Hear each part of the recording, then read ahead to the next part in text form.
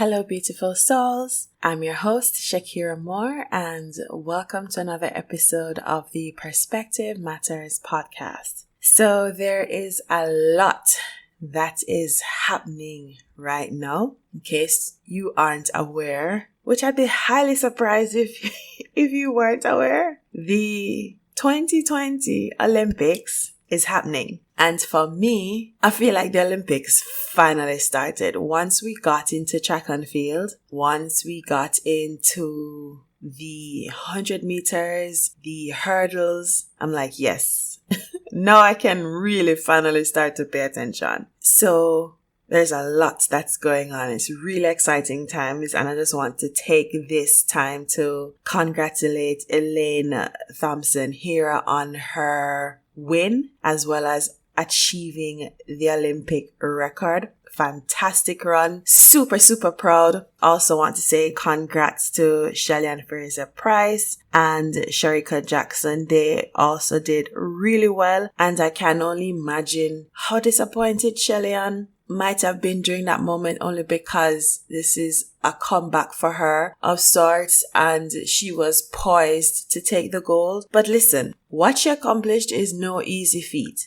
And the fact that she was able to compete round after round and deliver a stellar performance and still put on such a great run and still place, I'm super proud. Super proud. We got the 1, 2, 3. I don't think there is anybody who really cared what the order was. We just wanted to see 1, 2, 3. Like, we're good. As long as they all come home to us, as long as all 3 medals come home to us, we're good. So right now, I can imagine people are super excited. The celebrations are still going on. If this was pre-COVID, halfway through would have been packed with people, would have had the Dutch pot covers, the vuvuzelas. It would have been a party. and I miss that. COVID robbed us. I'm not going to say kinda. COVID did rob us of that experience, but we made do. One thing about us Jamaicans, we know if we turn we hand and make fashion, and we certainly know how to make do. So I'm super excited that we're doing well. There have been a couple of hiccups, couple disqualifications, but it's to be expected, man. Like, in every situation, Murphy's Law is at play. Whatever can go wrong will. So my heart goes out to the affected athletes. Preparing for an event that comes around every 4 years comes with challenges, setbacks, triumphs, and everything you've worked so hard for comes down to one moment. And for whatever reason, if that moment is taken from you, it can be truly devastating. So my heart really goes out to all the athletes, not just the Jamaican athletes, but all the athletes who, for whatever reason, were not able to compete in their event. I'm sending love and courage their way, and I really hope that they can find it within them, and they have it within them to be resilient, to learn from this experience, to not become bitter because of this experience, but to face it, to deal with it, to embrace it, to push through, and to come back even stronger than they are right now. And the people within their circle will offer them all the love and the support that they're going to need as they process this experience. Keep the criticisms to yourself. We don't need that kind of energy right now. Nobody needs that kind of energy right now. So if you don't have nothing good to say, then don't say nothing. So for this week, not sharing a proverb, what I'm going to talk about has to do with our mental freedom. And it's very relevant, and I think it's quite pertinent. So that's what I'm going to share this week. Tomorrow, August 1st, many former European colonies will celebrate Emancipation Day. And Emancipation Day is a significant mark in our history as a human race, because for whatever reason, a specific group of people thought it was a good idea, thought it was morally acceptable to enslave another group of people for whatever reason. And not just enslave them for years, for centuries, but visited upon them unspeakable horror that has had such a tremendous impact that we're still feeling the effects in the present day. Because there are some persons in academia, and I'm inclined to that opinion too, that when you go through that kind of trauma, it affects your genetic makeup. And not just your genetic makeup, it affects everybody within your line. And nobody bothered to stop and see what the ramifications would be of slavery, to say this is not a good idea. Let's stop this. No, because it was very profitable, highly profitable. European countries built their wealth on the backs of Black people. So slavery was not going to stop because it was highly, highly profitable. So nobody cared about the short-term and long-term ramifications of slavery. We're still seeing it manifest itself in different ways today. And I want to call our attention to one particular issue, and that is the freedom of the mind. Because while our ancestors' physical body was enslaved, I can tell you their spirit wasn't. When I cast my mind back to the history topics and lessons I would have learned from primary and high school, and we were taught about the Morant Bay Rebellion and all the other rebellions that would have happened across the island, and the famous quote from one of our national heroes, Samuel Sharp, who said, "I would rather hang from yonder gallows than to live in slavery." I'm paraphrasing. Forgive me if I didn't get the quote right. That was years ago. I won't tell you how many years ago. So their spirit wasn't quenched. They still had that fighting, resilient, defiant spirit. So rebellions became the order of the day. Lighting fields upon fields upon fields of sugarcane on fire was the action of the day. Forming a militia, I'm gonna say, and really putting up a fight with British redcoat soldiers speaks to the fearless warrior spirit that our ancestors had. And I'd love to think that that spirit was passed down to us. So yes, the trauma was passed down, but so too was the resilient fighting spirit. And for this week, I want to remind us, especially those of you, my beautiful souls, my faithful listeners, who are of African descent, you are your ancestors' wildest dreams. So because I am, because we are our ancestors' wildest dreams, we shouldn't be playing it safe. We don't have the luxury of playing it safe. There shouldn't be a place for fear. There shouldn't be a place for doubt. There shouldn't be a place for the imposter syndrome. Because everything you are, everything you've accomplished is or was a dream of your ancestor. To learn to read was a crime punishable by death. And our ancestors learned to read anyway. Now, you think about that. Something many of us take for granted. Many of us take reading for granted. There are some people who read only out of sheer necessity. They are happy with going the entire day or week or month without picking up a book or an article to read. And I've talked about the benefits of reading on a previous episode. But something you have the luxury of doing at any given moment, you choose not to do now. Isn't that privilege? Because your ancestors, if they were caught learning to read, if they were caught reading, they could be killed. Some of them were. And you have people walking around who refuse to even read a caption. The irony, right? So we have, I want to say, privileges that we take for granted because some of us don't know or we have forgotten the cost of the privileges we now enjoy. This world can do a real number on us if we don't pay attention. And while your physical body can be free, while your movement isn't restricted, while you're not on a field working from sunrise to sunset and being whipped, brutally whipped, your mind could be enslaved. And this could be self-imposed or the effects of your environment. Now, the king of reggae, in one of his most impactful,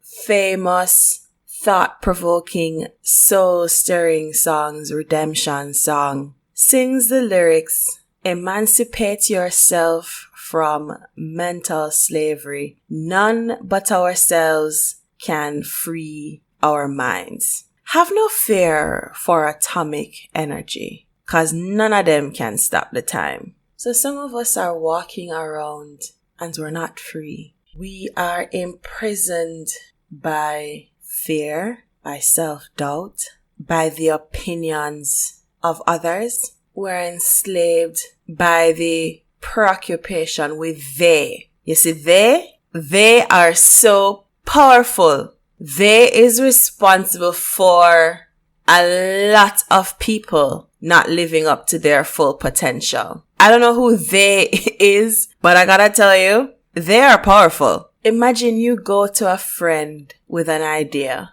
and it is something that your friends can't imagine you doing. And the question is asked, but what would they think? Or you hear the other question, what would they say? And I want to tell you in this moment, they shouldn't matter. So what if they has something to say? So what if they think something? Let them. That's not your business.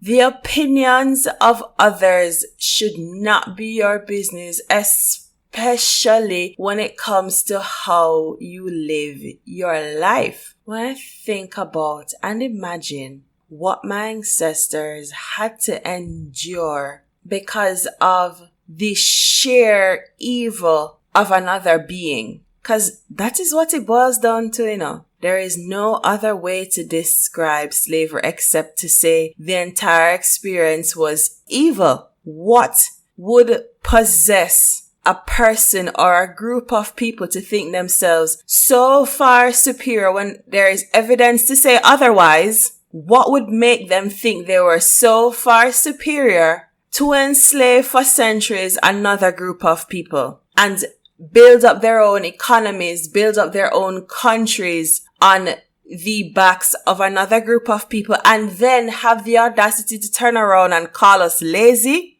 and their offsprings have the audacity to call us lazy, and we have bought into this ridiculous false narrative that we need to work twice as hard to prove ourselves just as good. No, none of us should ever again in life feel the need to work twice as hard to prove ourselves worthy to anybody. If those 400 years isn't evidence enough, then me don't know what else you could I want. So if you are a black person, you don't have anything to prove to anybody else but yourself. And I know it is easier said than done because of the spaces that we have to navigate and the circumstances and situations that we're in. But I'm telling you, if you have the opportunity to create your own, create your own. So many of us are fighting for a seat at the table. Stop fighting for a seat at the table. Go build your own table. Go and build your own table. And then you can choose who to invite at your own table.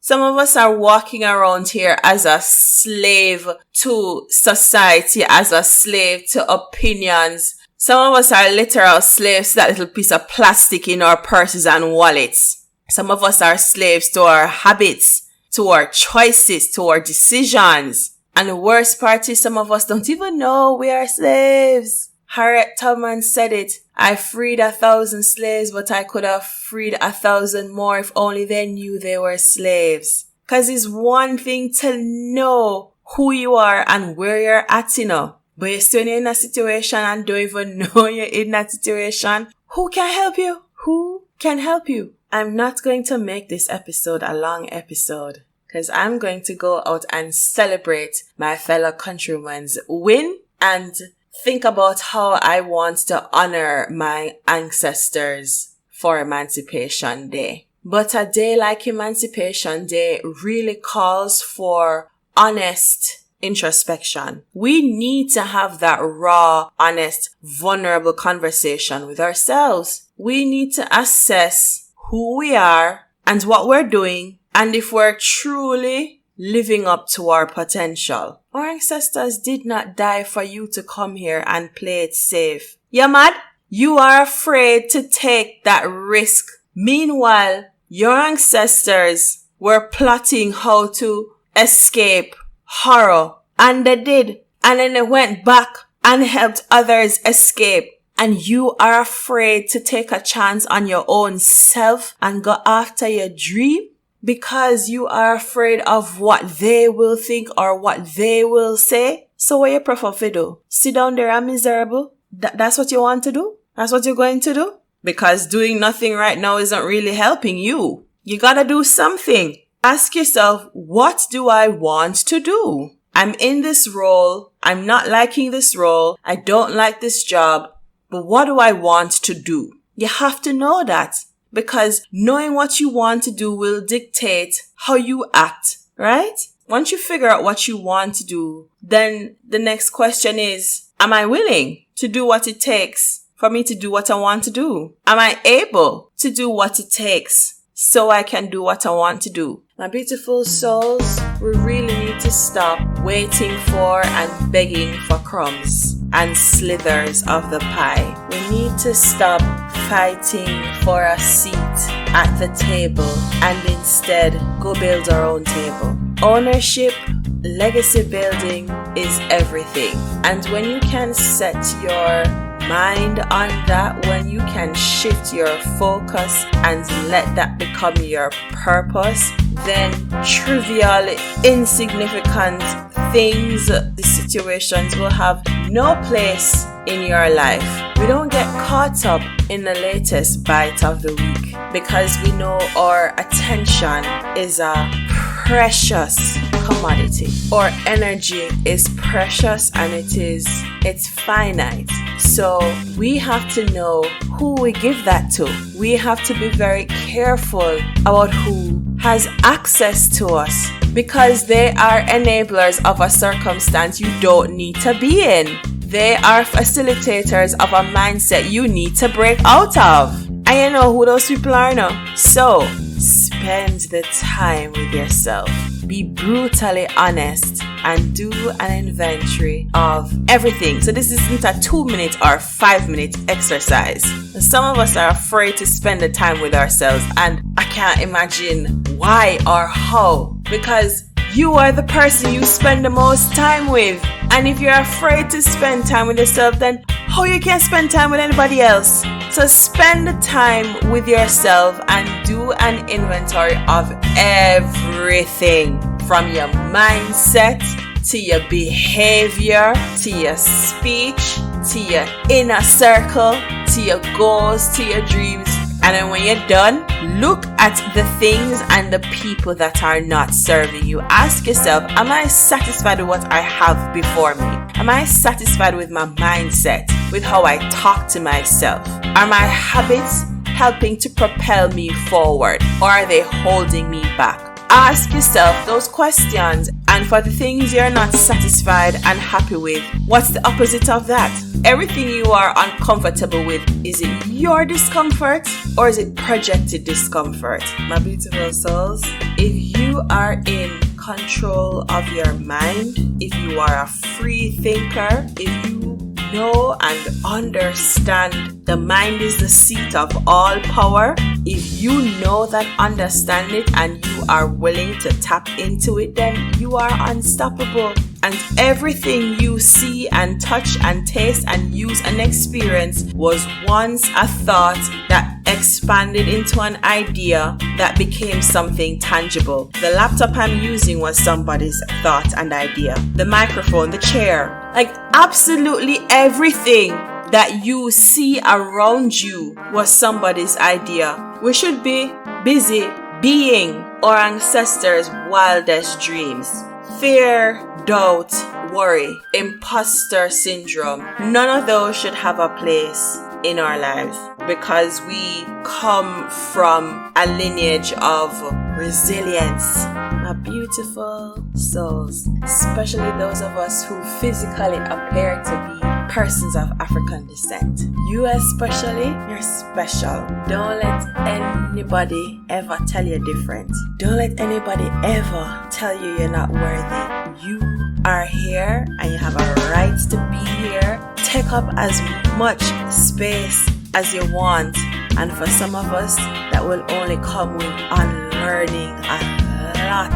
It's going to require a lot of healing, a lot of mental work, but I can tell you it can be done. So tomorrow and Monday, for those of us who are going to celebrate Emancipation Day, do something that honors your ancestors. Do something that honors the fact that you are here. Yeah? And until next time, remember, there are two sides to every coin. So just flip it to get the full view. And I will catch you next week. Bye.